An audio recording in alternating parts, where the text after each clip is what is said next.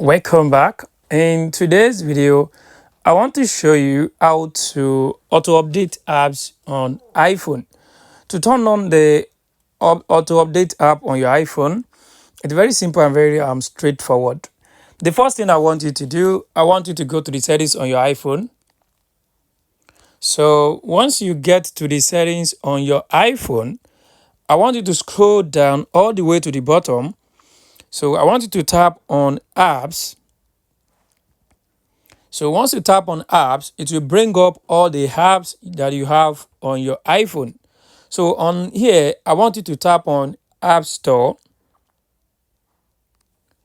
So once you tap on App Store, it will bring up another page for you. On this page, I want you to look for where we have auto updates, app updates. Under the automatic downloads, you are going to see the app updates. So as you can see, the app update is turned off. I just want you to tap on it to turn it on.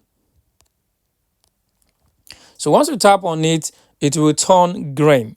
So once this thing turns green, that means the automatic update is enabled on our iPhone.